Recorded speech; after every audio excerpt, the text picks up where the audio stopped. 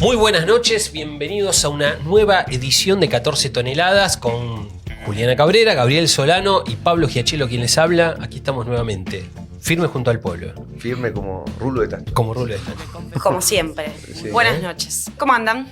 Bien, hay una semana que se nos viene Intensa, va a estar buenísima. como de costumbre. Una Pero semana más intensa que como de costumbre. cargada de mucha lucha. Más intensa que la que pasó y menos que la que vendrá.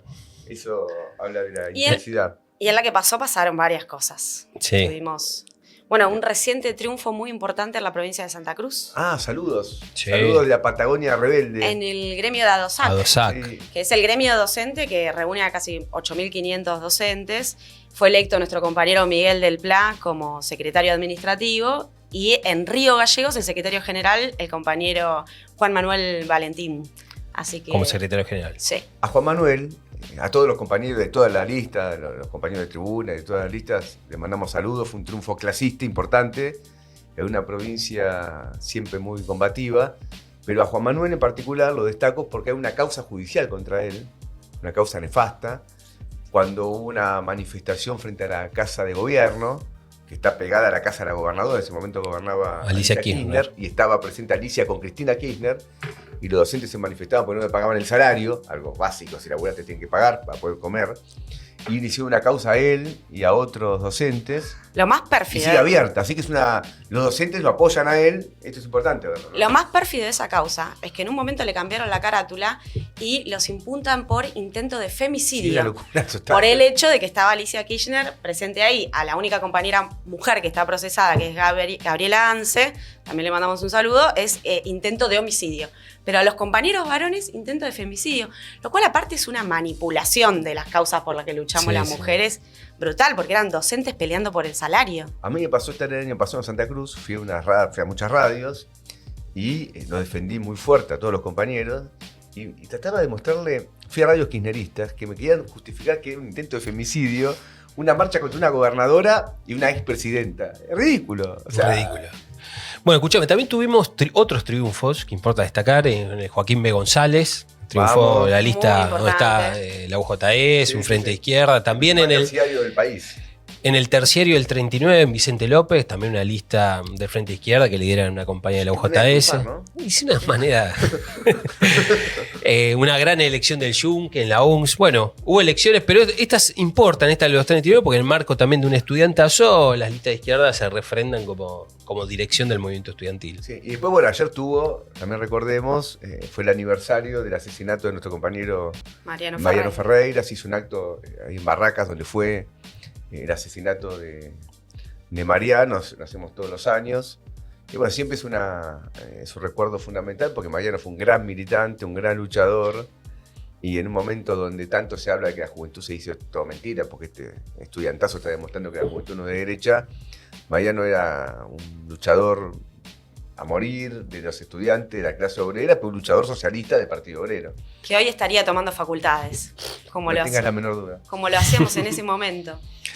Sí. Bueno, escúchame, a ver, No, tenemos. y sí. otra cosa para mencionar, importante, fue el hecho de que por un fallo judicial le otorgaron libertad condicional en realidad a uno de los asesinos de Costecchi y Santillán, Acosta.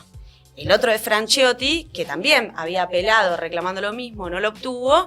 Esto es un golpe a la lucha contra la impunidad. Son dos de los policías que ejecutaron el asesinato brutal de Costecchi y Santillán, de Maxi y de Darío. Así que la familia está haciendo una campaña en solidaridad repudiando esta medida judicial.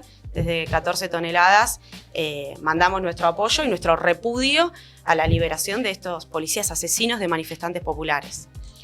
Bueno, muy bien. Tenemos una semana, decíamos, una semana intensa. Mañana está el martes. Va a haber clases públicas. No, hoy mañana es paro docente universitario. Paro docente universitario No docente. y no docente. Y mañana va a coincidir las clases públicas que impulsa la AGD, la GDU, el Sindicato de Docentes Universitarios de la Ciudad de Buenos Aires, de la UBA, junto con el movimiento estudiantil, etcétera. En Plaza de Mayo va a coincidir una movilización del Garrahan, de los compañeros del Posadas que han sido despedidos. Hubo nuevos despedidos el viernes pasado, viernes pasado. 28 despedidos en el Posadas, que estuvieron presentes en un encuentro que hizo el Garrahan el viernes. para apoyar las luchas de la salud, con gente del Bonaparte. Con lo cual el martes vamos a tener una movilización confluyendo... Hablé con los compañeros de GDUBA y me dijeron que ya había más de 60 clases públicas. Muy importante. Sí. Muy importante. Se están anotando muchísimo. Y en Plaza de Mayo. O sea, porque hay muchas marchas al Congreso, pero pocas a Plaza de Mayo. Y hay que ir a Plaza de Mayo porque se trata de reclamar la Milei, no solamente al Congreso, ¿no? Lógico. Así que lo de mañana va a estar muy bueno. Y después yo estuve el viernes ahí en el Garrahan. En el Garrahan. Fue interesante porque había muchos sectores de salud. Así que mañana es una marcha de educación y una marcha de salud. Hay que estar. Muy importante. Todo. Y bueno, y luego tenemos todo. De miércoles a sábado el encuentro de León Trotsky, que lo anunciamos en varias ocasiones acá. Iba a arrancar el martes, pero como consecuencia del paro, de todo el conflicto universitario, se concentra entre el miércoles y el sábado. Y bueno, va a haber mesas. Las mesas centrales van a ser a las 7:30 de la tarde, de la tarde-noche. ¿A qué hora termina? Y 2 horitas después, qué sé yo. El miércoles por arriba, ¿no? Así Libertadores, digo, porque estuve vos estás en la del miércoles. Y yo, 9:30, 9:15. El jueves también, un rato antes, a las 6 de la tarde, se va a presentar el libro La historia del movimiento piquetero, donde va a estar Chiquito Belibón. Y bueno, entre las mesas de parte del Partido Obrero va a estar, Gabriel, va a estar Romina del Pla, Pablo Heller y Vanina Biasi el sábado. Así que bueno. Imperdible. Pero bueno, va a estar de todos los partidos de la izquierda que se reclaman del trotskismo. Va a ser interesante. Y va a haber debate para, ya dijimos, para hacer dulce de leche. Sobre todos los tópicos. Sí. Sobre todos los tópicos habidos y por haber. Bueno, sin más, hoy vamos a ver un poco cómo sigue la rebelión universitaria. Preparó Julio un informe. El editorial de Gabriel. Y vamos a ver un poco lo que está pasando en España también. Que hubo grandes movilizaciones por el tema de la vivienda y bueno, hay muchos puntos de contacto también con la situación nacional. Sin más, vamos al clásico editorial de Gabriel Solano. Creo que la novedad de la semana pasada y de esta semana es el debate dentro de la oposición y más específicamente dentro del peronismo. Hay una interna que tiene dimensión pública, está llamando la atención a los medios de comunicación, en los cuales se está discutiendo cómo se va a presentar el peronismo frente al gobierno de Javier Milei. Muchos dicen que es una interna histórica, no sé si significa demasiado denominarla de ese modo, pero es cierto que es una interna que concita la atención porque el peronismo finalmente es un partido de los más importantes de la Argentina. Cristina Kirchner es la que pretende ahora convertirse en presidenta del Partido Justicialista. Y lo hace con un planteamiento programático o de presentación frente al gobierno de Milei que contiene una crítica al propio peronismo. Esto es un tema que interesa remarcarlo porque ella dice que lo que hay que hacer frente a un peronismo que se torció es enderezarlo. Y su objetivo para ser presidenta del Partido Justicialista sería ocupar ese lugar para enderezar el peronismo que está torcido frente al gobierno de Javier Milei.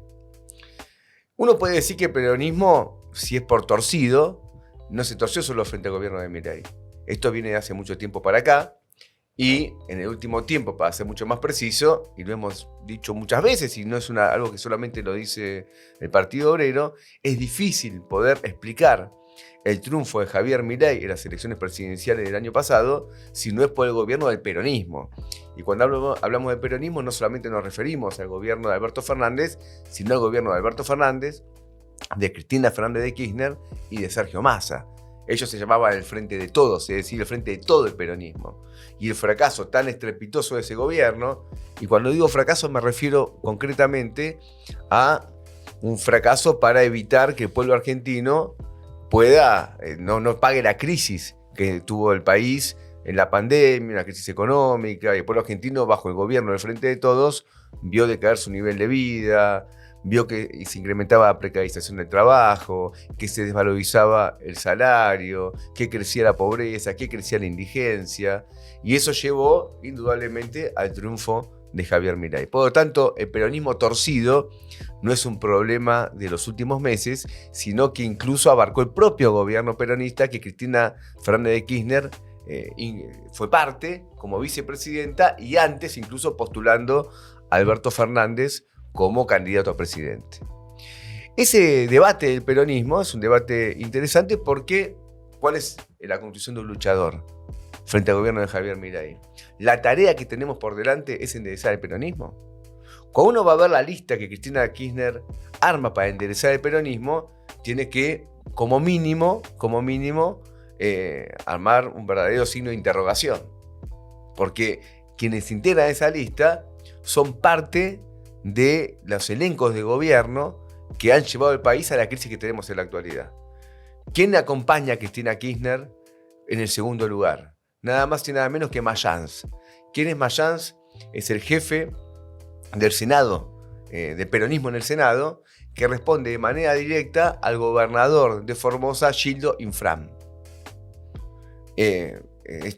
Mayans fue uno de los que votó y defendió muy claramente el acuerdo con el Fondo Monetario Internacional bajo el gobierno de Alberto Fernández, y es el hombre directo de un verdadero represor del pueblo formoseño como es Gildo Infram. Pensar que para enderezar el peronismo hace falta tenerlo a Mayans y a Infram como protagonistas tan centrales es realmente un hecho muy, muy llamativo, que todo el mundo tiene que responder negativamente. No va a ser el pueblo argentino que encuentre la herramienta política para derrotar a Milei de la mano de Mayans. Lo mismo ocurre con otras personas que integran esa lista. Por ejemplo, integra esta lista una parte muy significativa de la burocracia sindical argentina. Y especialmente de dos gremios que son estratégicos en la Argentina, como son el ESMATA y la UOM. Los titulares de estos gremios, Piñanelli y Furlan, integran la lista de Fernández de Kirchner. Cuando uno va a ver directamente la política del ESMATA y la política de la UOM frente al gobierno de Milei, y más en general frente a las patronales siderúrgicas y metalúrgicas de Argentina, se da cuenta que la resistencia de los trabajadores no va a venir de la mano de esta burocracia sindical. Es decir, que tampoco este enderezamiento del peronismo encuentra la burocracia sindical a sectores combativos que estén enfrentando a Milei hoy. Todo lo contrario, son claramente colaboradores de esta política de ajuste. Y también integran, en una lista que es muy larga, el frente de Cristina Fernández de Kirchner, personas como Corpacci, que es la ex gobernadora de Catamarca, que cuando gobernó Catamarca, gobernó directamente para intereses muy, muy similares que los que hoy responde el actual gobernador de Catamarca, que es un colaborador en el Congreso de la política de Milei.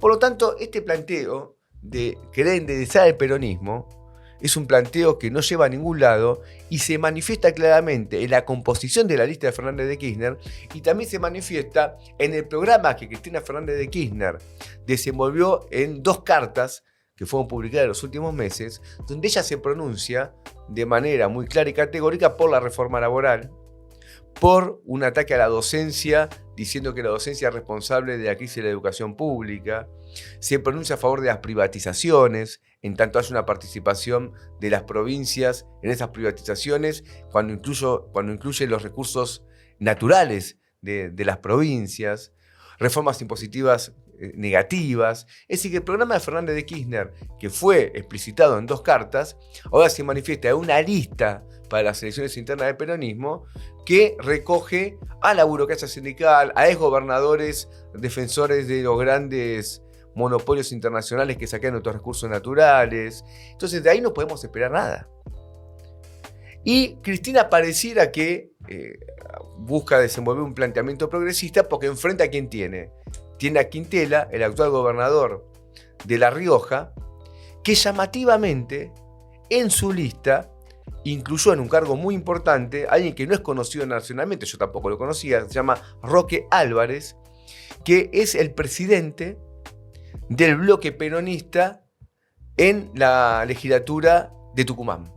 ¿Y a qué responde directamente este Roque Álvarez? Bueno, responde al gobernador de Tucumán del peronismo, que es directamente un colaborador de Milei, y sin esa colaboración no se hubiesen aprobado leyes muy importantes como la ley de bases, como los vetos a la universidad y los vetos a los jubilados. Es decir, que tenemos acá a una persona que responde al gobernador Jaldo, el gobernador tucumano, dentro de las listas de Quintela. Entonces el peronismo está disputándose entre 2 listas que defiende a los ajustadores, que defiende a los gobernadores del ajuste, que incluyen a la burocracia sindical. En la lista de Quintela está, por ejemplo, la secretaria general de UPCN de la Ciudad de Buenos Aires, que está dejando pasar todos los despidos en el Estado, es decir, una persona directa de la burocracia sindical. Entonces, esta confrontación para los trabajadores es una confrontación ajena, porque ninguno de estos dos bloques representa los intereses de la clase obrera y los sectores populares frente al gobierno de Javier Milei. Y en el medio, ¿quién parece estar? En el medio parece estar Kicillof, que se manifestó en el acto que hizo el 17 de octubre por la unidad. ¿La unidad entre quién? Bueno, la unidad en este caso sería entre Cristina Fernández de Kirchner y Quintela, el gobernador de La Rioja. Pero una unidad que contiene a Jaldo, al gobernador tucumano que está en la lista de Quintela. Una unidad que contiene a la burocracia sindical de la CGT en sus diferentes expresiones, que contiene a los gobernadores del ajuste de la Liga de Gobernadores del PJ. Cuando se hizo el acto el otro día de Kicillof en Berisso, yo hice un tuit que decía, en las marchas se pregunta a la gente, ¿dónde está? Que no se ve esa gloriosa CGT. Y cuando uno veía el acto de Kicillof en Berisso, esa CGT estaba en el acto de Kicillof. Estaba directamente, estaba Pablo Moyano, estaba Daer, estaba el secretario general de UPCN, Rodríguez, estaban todos.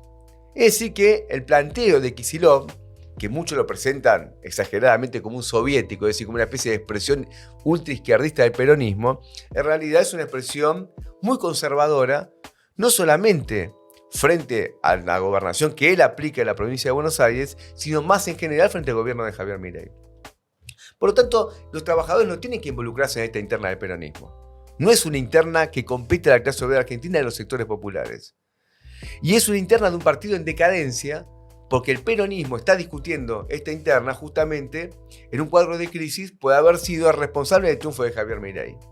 Y de hecho, que Cristina Kirchner deba ir a una interna y no sea proclamada como presidenta por unanimidad, habla también de retroceso del kirchnerismo, no solo a nivel nacional, sino incluso al interior del propio peronismo. Eso es así. Ahora, este planteo que está discutiendo el peronismo nos lleva al siguiente interrogante. ¿Qué tienen que hacer los trabajadores? ¿Buscar reforzar el peronismo?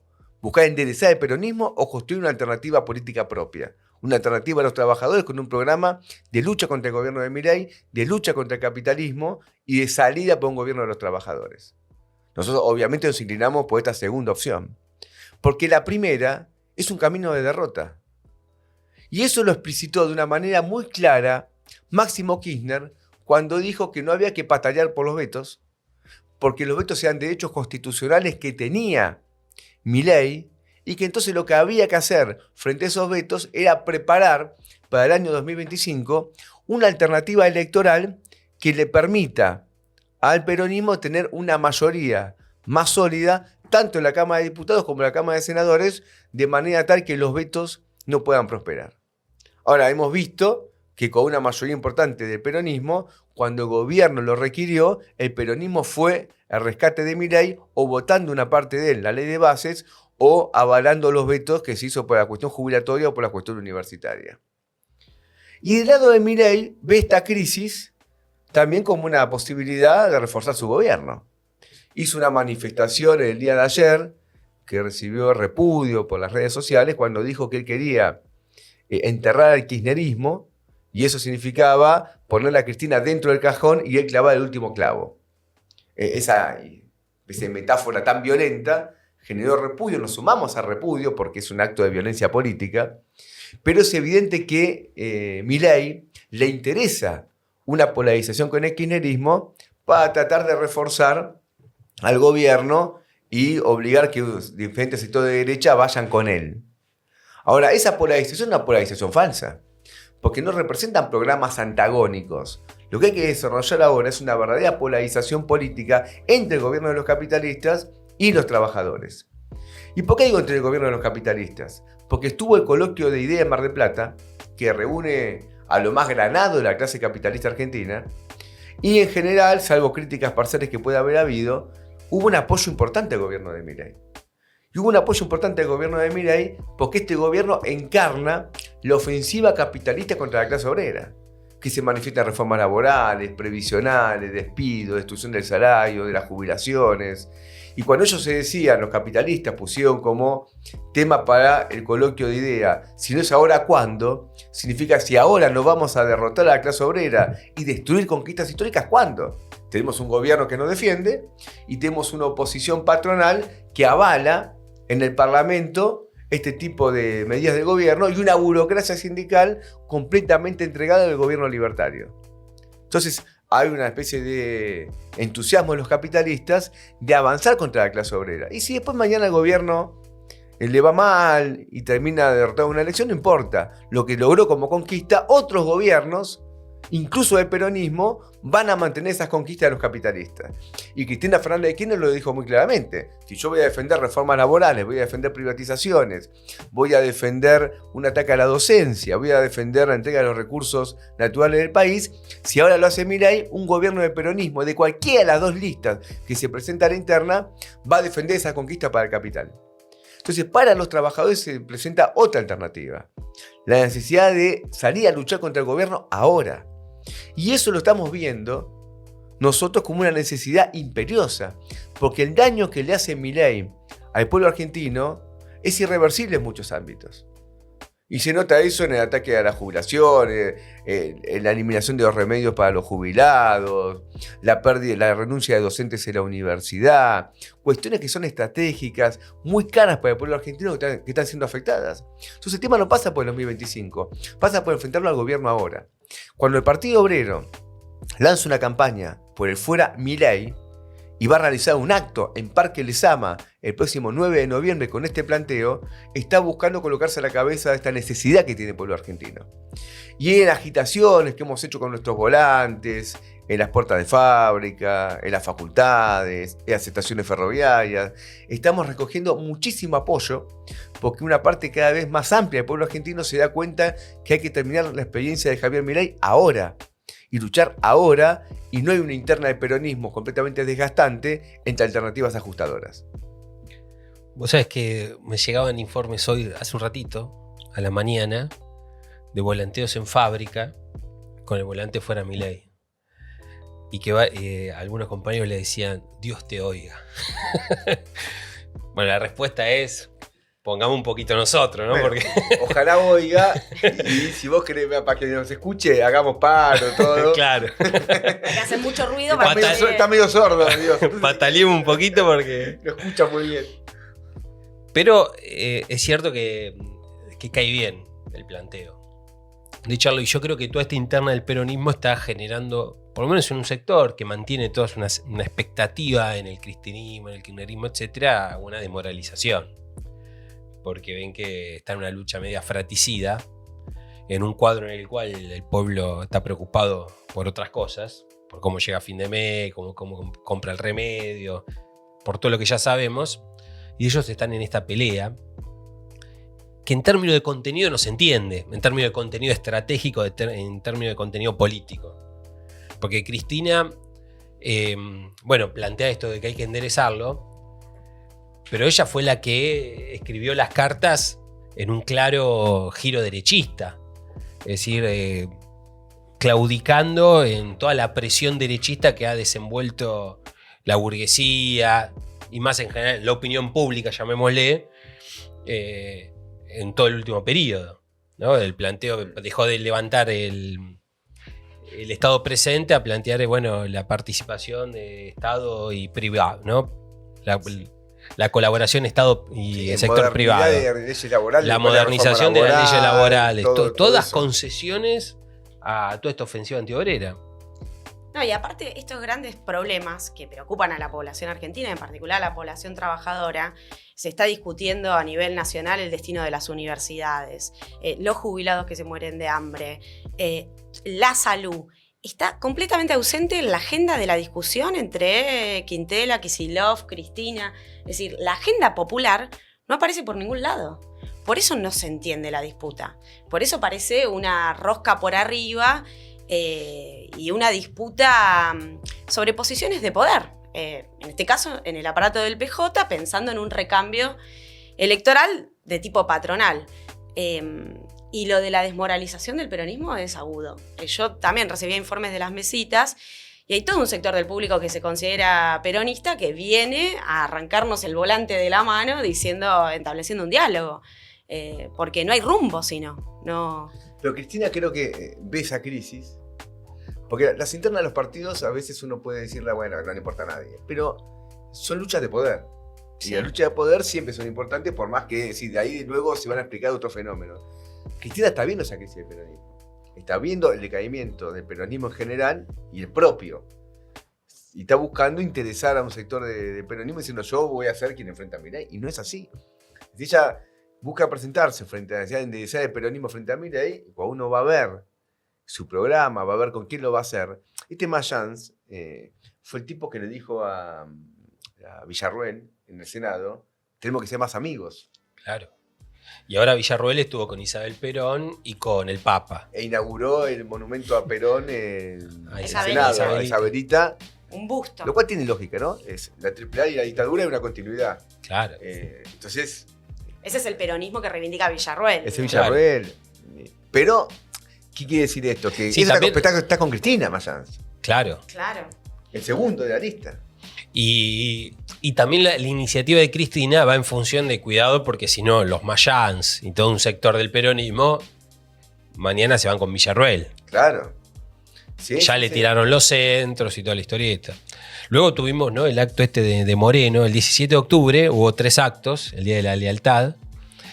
Y Moreno que terminaron a las piñas. Sí. ¡Qué locura! Encima, aparte había una broma dentro del peronismo, que había un Día de la Lealtad, porque todos los demás días eran de traiciones. O sea, había un Día de la Lealtad y 364 días de traición. Había uno reservado de la lealtad. Ahora tampoco, porque la lealtad se agarra la trompada.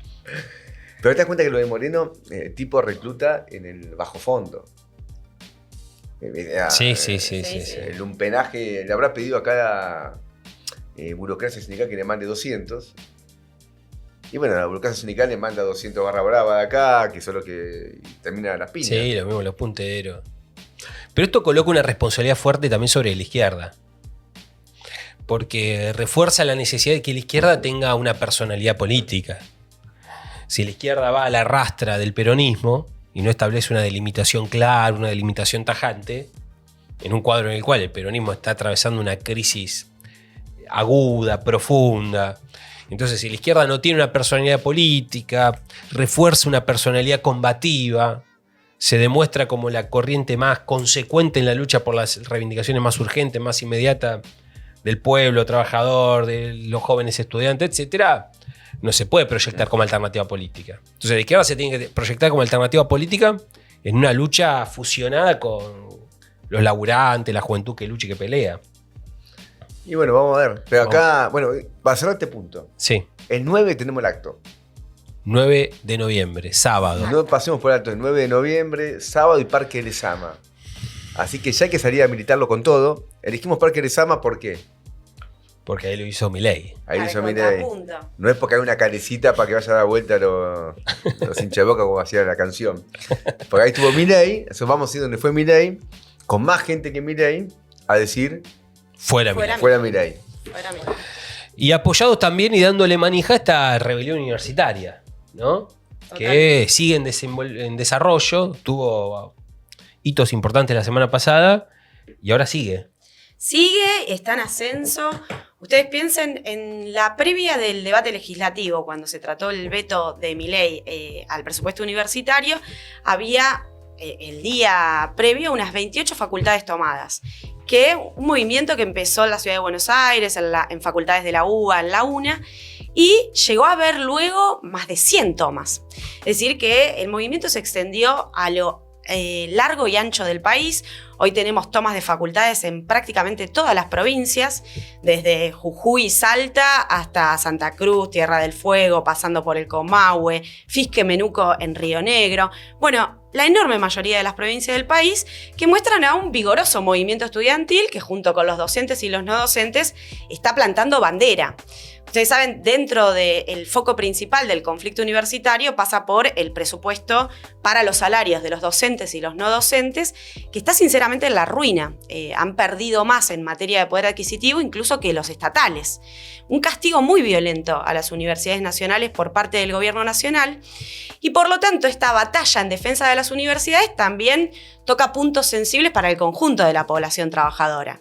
No solo porque es un bien muy preciado, la formación universitaria y la aspiración en un país donde tenemos universidad pública precisamente gracias a grandes luchas y movilizaciones, entonces es un recurso al que los trabajadores aspiran si no pudieron ir a que vayan sus hijos y demás, sino también porque es el problema del salario.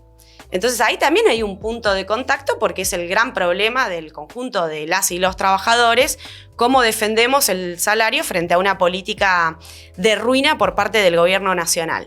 Entonces, las universidades, yo decía, las tomas a las universidades se extendieron. Acá lo destacábamos, Pablo daba un informe, el programa anterior, el dato del conurbano y las universidades en la provincia de Buenos Aires. Bueno, hoy hay tomas en Bahía Blanca, Mar del Plata, Tandil, José Cepaz, 3 de Febrero, Luján. Es decir, bueno, estuvo la toma del Rectorado de La Plata, no recuerdo si ya lo habíamos destacado, había sido previa, que fue, uno ve las imágenes, realmente masiva y luego se extendió a distintas facultades.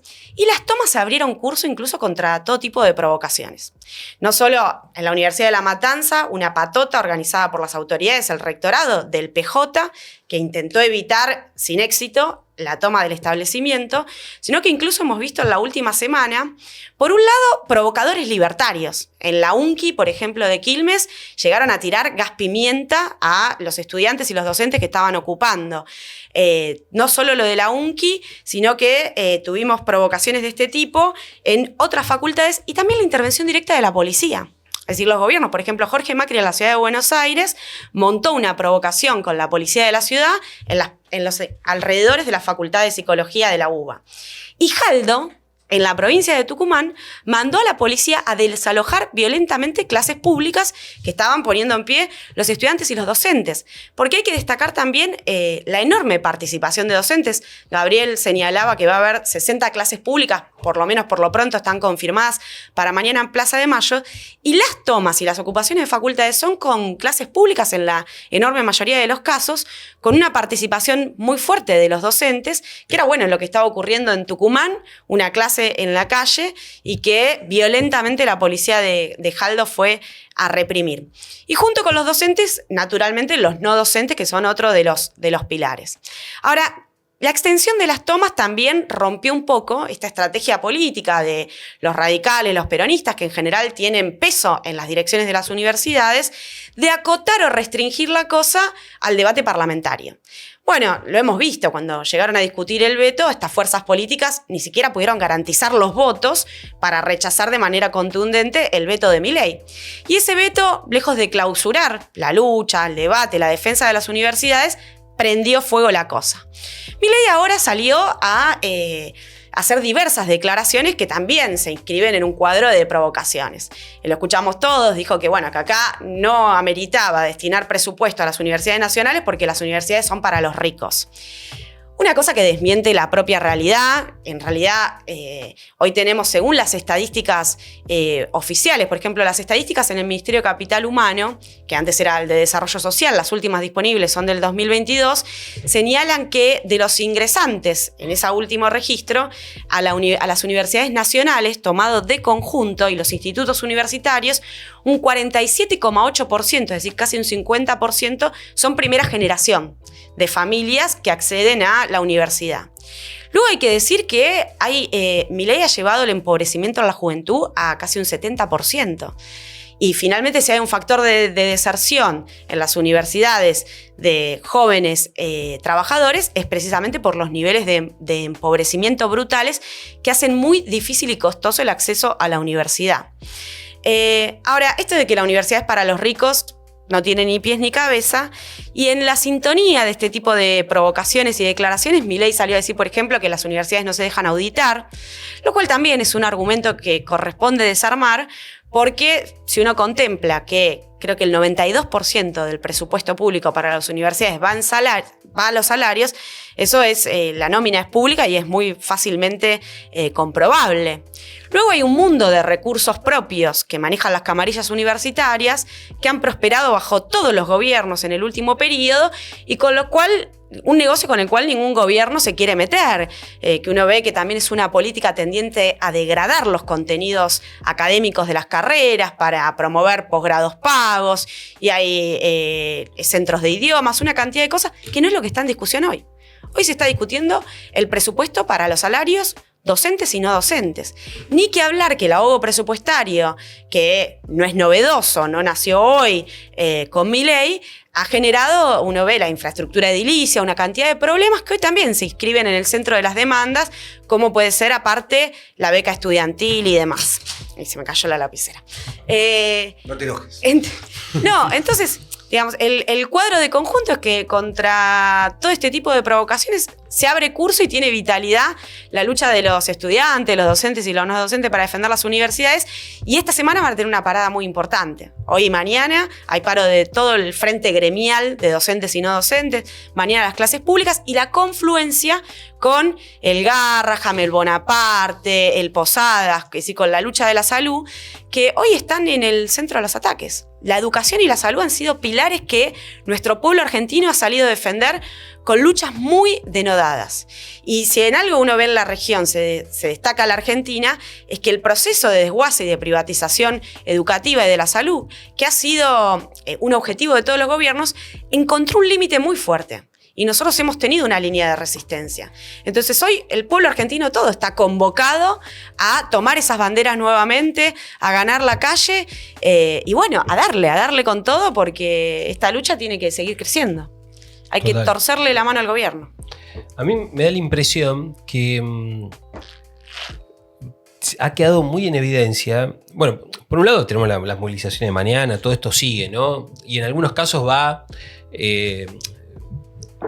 la onda va llegando desfasada, ¿no? Porque no es que arranca todo al mismo momento. Capaz que uno arrancó tomando inicialmente y después se suma otro. Y que tomó detrás, dejó de tomar, pues se cansó. Claro. La lucha es así. Así la lucha, y en medio de una tendencia a la huelga general estudiantil, pero que va en forma, bueno, así. En Moscú demoraba un poco más la revolución que en Petrogrado. Claro. O como la huelga general de junio y julio del 75, también era así. Arrancaba una fábrica, un gremio, después seguía otro. Sí. El fenómeno es fantástico. Ahora, en el desarrollo del movimiento, ha quedado muy en evidencia un papel muy conservador, jugado no solo por la Franja Morada, lo cual es bastante obvio, porque la franja de la Franja Morada, el radicalismo, son los diputados que le votan y demás, sino también del peronismo. Yo pasé por varias universidades, ¿no? A tener debate con los compañeros nuestros, y el papel conservador ha sido monumental. En la UNS, por ejemplo, en la Universidad de General Sarmiento, la conducción del centro estudiante en principio se opuso a la toma, rechazaba, no convocaba asamblea, se autoconvocó una asamblea, y luego, finalmente, cuando ya la toma era un hecho, se asimilaron y se adaptaron. Luego ya, a la otra semana, ya directamente votaron en contra. Bueno, el 3 de febrero yo ya había comentado. El centro estudiante, una cáscara completamente vacía, hubo una autoconvocatoria, y fue una autoconvocatoria y una asamblea, también un centro estudiante peronista, vinculados al intendente, ¿no? A los concejales. Al intendente no, porque el intendente de Juntos por el Cambio, pero me refiero al peronismo del distrito, y una autoconvocatoria que votó la toma. En la UNSAM, lo mismo. Votaron en contra antes de la vigilia previa a que se trate, y luego también votaron en contra de la continuidad. En la Universidad de La Plata ni te cuento. Por ejemplo, contaban un fenómeno de cómo también se van adaptando. En la Facultad de Psicología votaron en contra y sin embargo ganó la moción a favor de la toma, y entonces en Humanidades iban a votar en contra, y la misma agrupación vota a favor, y les dice un compañero nuestro: no le vamos a regalar esa foto de toda la asamblea votando a favor de la toma y nosotros votando en contra. Entonces, para caretearla, votan a favor. Sí, y no perder autoridad para mañana operar para levantarla. Lógico, se ponen al frente, entre comillas, para boicotearla desde adentro. Pero mira, acá hubo una reunión, me contaban los compañeros, de la Junta Representativa de la FUBA, que la integra los presidentes de los 13 centros de estudiantes de la UBA. Nosotros dirigimos el centro de veterinaria y los demás centros los dirige la Franja Morada o el kirchnerismo. Salió 12-1 la votación. Había dos mociones. Una moción de apoyo, digamos, repudio a Milei por el veto y algo. Y bueno, y apoyaba unas marchas. Y la moción nuestra se destacaba por poner el acento en las tomas. Y votaron en contra. Entonces el kirchnerismo ahí armó un bloque único y tenemos, pero evidencia hasta, digamos, sobrada evidencia de que hay un pacto, pero muy discutido, entre radicalismo y la cámpora para tratar de bloquear las tomas a lo que dé lugar. Lo cual te demuestra que este tema de cuando Máximo dijo lo de no patalear, no era gratis. Es decir, no patalear es no hacer las tomas. Sí, es una orientación estratégica. Una orientación estratégica a morir. Clara. No patalear. Entonces, hay que recontra patalear. Y ahora, incluso el paro lunes y martes, hay un debate, sin clases, sin nada, sin clases públicas, también es una idea de desarmar las tomas. A mí me llegan informes de cómo se discute entre los congresos, hay que desarmar las tomas, hay que desarmar las tomas, hay que desarmar las tomas. Y el miércoles se está planteando una lucha por retomarlas. Y va a haber facultades que la van a retomar, otras que se va a ver una pelea. Pero el conflicto, incluso los de la Cámpora y la Franja Morada con los rectores, no lo pueden cerrar porque Milei no le da nada. Sí, ni siquiera tienen un hueso como para decir, mirá, conseguimos esto. Como pasó en abril. Ahora la lucha continuará por otros medios. Claro. Lo que ocurrió en abril fue que las camarillas universitarias finalmente negociaron con Milei por un presupuesto, supuestamente un aumento de la parte del presupuesto que no va a los salarios, que en realidad es robarle parte a los trabajadores de la universidad, porque yo el otro día escuchaba, muchos denunciaban, bueno, la luz y el gas de la facultad lo están pagando los no docentes y los docentes con lo que les robaron de su salario. Y de esa manera desmontaron esto que hoy vuelve, bueno, el conflicto universitario que hoy vuelve a ponerse en el centro. Hoy hay que terminar este punto porque nos están diciendo que estamos ya... Tenemos que ir al... Vamos a pasar el punto... Acá tampoco quieren patalear, pero nosotros vamos con todas las tomas. Obvio. Sí. Mañana, Plaza de Mayo, y no sé cómo es en cada lugar del país, pero... Sí, va a haber movilizaciones, movidas en todos lados. Comentamos un poquito esto sobre lo que pasó el 13 de octubre, es decir, este domingo pasado, no, el anterior, en Madrid. Que fue interesante, porque fue una movilización realmente masiva, hubo 150.000 personas movilizadas, no solo en Madrid, sino también en Barcelona, bajo el lema, la vivienda es un derecho, no es un negocio.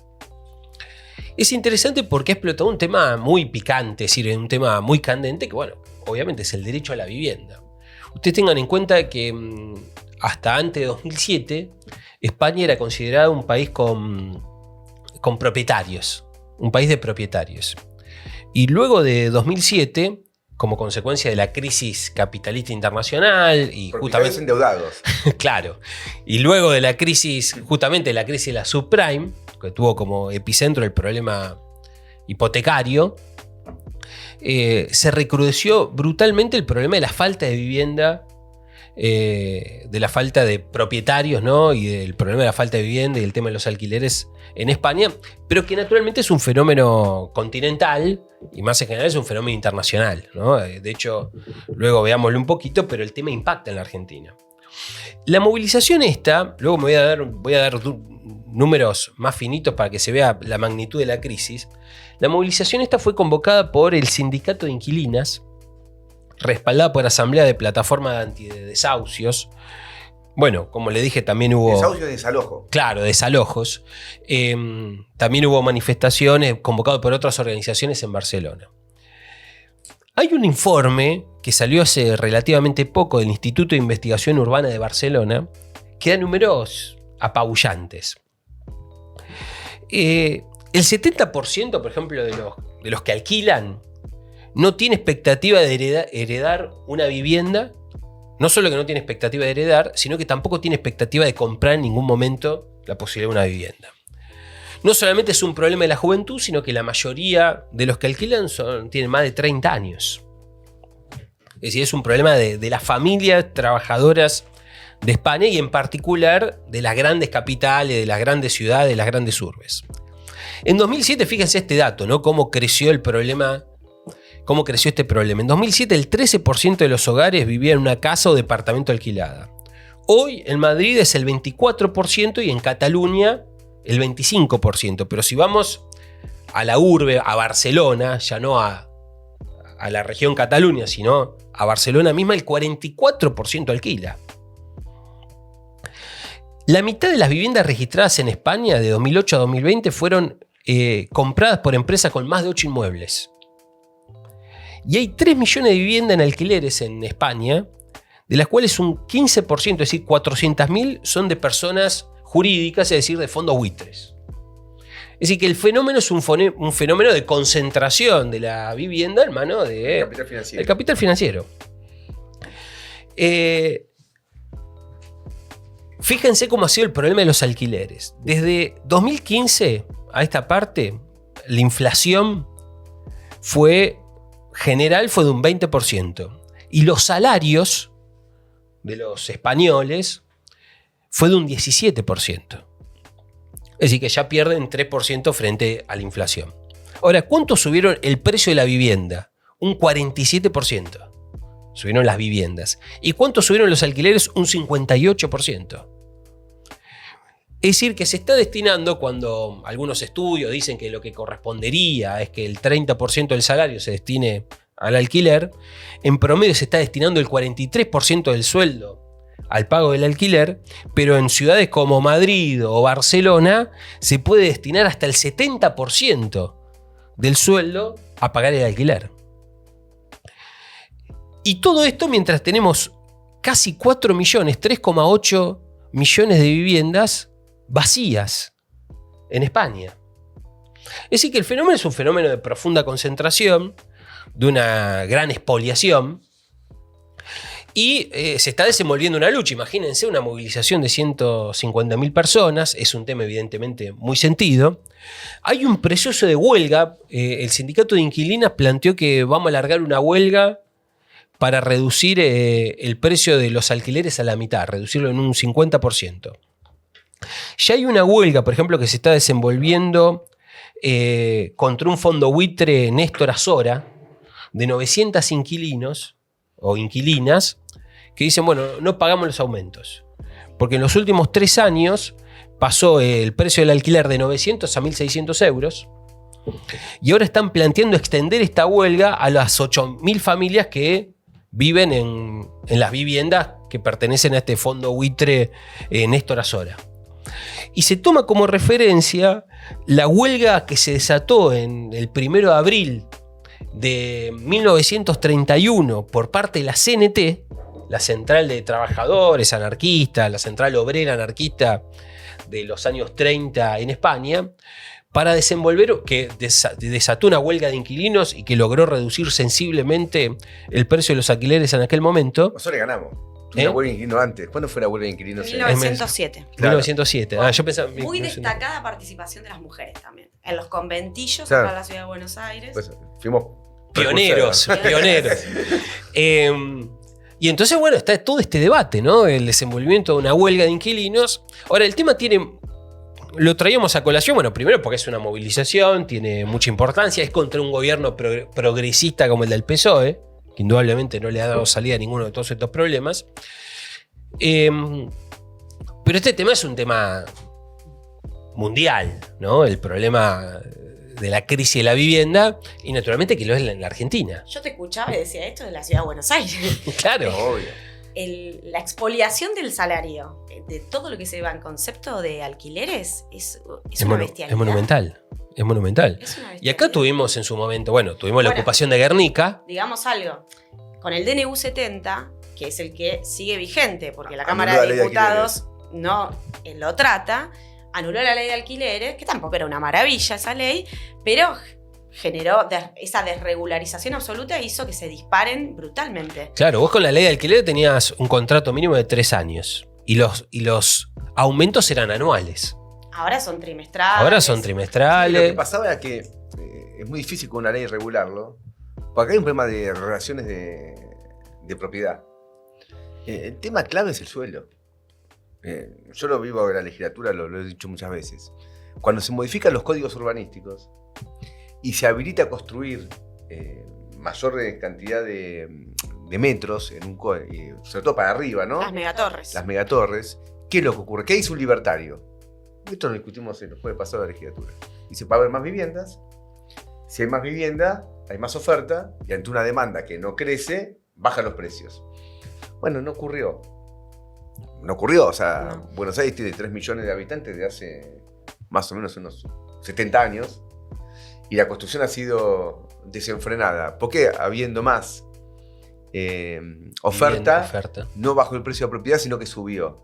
Bueno, porque ahí tiene un problema de la tierra. Cuando vos tenés una casa, mirá, en las esquinas, en la ciudad de Buenos Aires, mira las esquinas. El código urbanístico anterior no permitía construir las esquinas. Y van a ver que hay poca construcción en las esquinas. Porque tenía que entrar luz a lo que llamaba el pulmón de manzana. Esto se anuló y se empieza ahora a construir las esquinas. Entonces vos podías construir, por ejemplo, un piso, el terreno valía X. Si vos podés construir 10 pisos, ¿cuánto vale? 10X. Claro. ¿Entendés? Porque la tierra vale lo que vos podés ganar con esa tierra. Claro. Entonces, si vos podés construir 10 pisos, vale más. Cuando vale más ahí, vale más en todos lados. No es que vale solamente en esa esquina. Vale más al lado, y al lado, y al lado. Entonces, con el precio de la tierra subir, el costo de incidencia, así se llama, el costo de incidencia, cuánto incide la tierra en el valor final de la propiedad. Crece el valor de la tierra, crece el valor de la propiedad, y por lo tanto es inaccesible para el salario que está absolutamente desvalorizado. Creo que acá la cuenta clave es cuántos salarios hace falta para comprar una vivienda. Y bueno, que son más o menos unos 250 salarios. Todo el salario, todo. O sea, sí, sin comer. ¿Entendés? Estás hablando de 20 años sin comer. Claro. Entonces nadie puede comprar. Entonces acá hace falta terminar con la propiedad privada de la tierra. Claro. ¿Entendés? Y la tierra pasa a ser un bien público. Y eso implica, parcialmente, por ejemplo, poner impuestos a la vivienda ociosa. Un tema clave, que sea progresivo. Ahora, lo interesante de España, que acá no hay, es que el sindicato discute una paritaria del alquiler. Acá no se discute la paritaria del alquiler. Claro. No existe eso. Vos discutís con tu dueño, es una relación... vos tenés que discutir con una patronal. Una patronal que se agrupe y los trabajadores se agrupan y se discute una paritaria y después paga una marcha. Acá no hay marchas porque vos vas a discutir con tu propietario.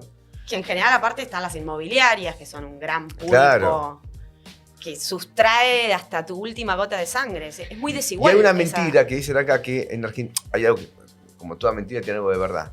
En España, ni que hablar en Alemania. En Alemania, por ejemplo, hay 3 grupos económicos que son dueños de miles y miles de viviendas. Pero porque se privatizó la propiedad de Europa Oriental. Claro. Entonces vos discutís con 3 tipos. Acá está mucho más atomizado, eso es cierto. Hay como la jubilación es una porquería. Muchos profesionales, por ejemplo, tratan de ahorrar comprándose un departamento para el momento de su jubilación y vivir de esa renta, porque después ganan, yo qué sé, 500.000 pesos jubilados, entonces no puede vivir.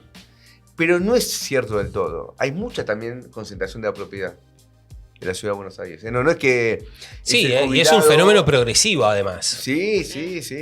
Y yo vi en Barcelona que a los turistas los corrían, le hacían sketch a los turistas. Sí. Una especie de ludismo. Claro. Sí. Cuando destruían la máquina, ahora le pegan al turista porque el turista... Pobre turista, pará. Bueno, porque hay muchas viviendas destinadas a las plataformas Airbnb, y acá etcétera. pasa lo mismo. Entonces el tipo paga en dólares, vos ganás en pesos. Claro. ¿Cómo haces? Entonces, bueno, tenemos esta situación, pero acá lo vamos a tener que seguir de cerca porque este tema puede explotar. Recordemos que en 2020 explotó con Guernica y explotó un proceso de ocupación de tierra. Y el tema sigue candente porque la inflación sigue alta, está todo mal. Y el problema en un momento puede detonar acá también en la Argentina. Bueno. Hay que dar premio. Hay que dar premios y nos vamos. Sí. ¿Tenemos candidatos? Yo tengo uno. A ver. Kravitz. ¿Lo escucharon? ¿Lo vieron? ¿Leyeron su tuit? Diga. Vigilante. No, salió a decir que iban a instaurar el 18 de diciembre como Día del Policía en homenaje a aquellos policías de la ciudad de Buenos Aires que sufrieron, ¿qué cosa? Las 14 toneladas de piedra de la movilización. Casi ni terna la que tenés, ya se la ganó. Ya se la ganó. Pero tenemos. Otra es Petovelo. ¿no? Que se comió una chiflatina en el micro que va de... Si no fue la facultad de Filo. No, el micro que va del avión a... Transfer del avión. Claro. Sí, del transfer del avión. Y algo fantástico, que no lo dijimos en el punto anterior, pero le gritaban Universidad de los Trabajadores. Sí. Y el cántico Universidad de los Trabajadores, al que no le gusta ese juego, ha sido el canto unánime en toda la facultad de todo el país. Bueno, revelando una conciencia de clase, ¿no? De Sí. la juventud de los trabajadores. Sí, Se sienten sí. trabajadores. Y después tenemos a Villarruel. Sí. Otra. Porque el busto a A Isabel, A pero... Isabelita. No. Isabel es una persona nefasta. Era, Total. Sí. Era básicamente lo carrega. Sí. Fue lo que hicieron la AAA. Entonces, pero vos tenés a Isabelita con Villarruel, Mayán, que quiere ser amigo de... De Villarruel. Sí, aparte. Y Cristina, que lo lleva a Mayán como Sí. candidato. Fue horrible. Pero hoy se lo gana. Se lo van a Kravitz. Kravitz. Sí. 14 toneladas. A vos y a todos los rati que... Nosotros, el 18 hay 2 días. El día del policía y El día de las 14 toneladas. Hay que hacer un especial. Claro. Sí, bueno, pueden venir acá a buscar los Kravitz por el Sí. local nuestro. Bueno, Escúchame, bueno, y suscríbanse, activen la campanita y sigan de cerca la programación de Prensa Obrera. ¿Está Susana Jiménez? tenemos, yo te lo digo. A ver, Está Ey, Jiménez. digamos todos. digamos todo. Historia de otra clase Y desde el aula. desde el aula. Tenemos Todos muy ahí buenos. programas muy importantes que lo sigan, así que ahora sí, sin más, nos vamos. Nos vamos. Chao. Adiós.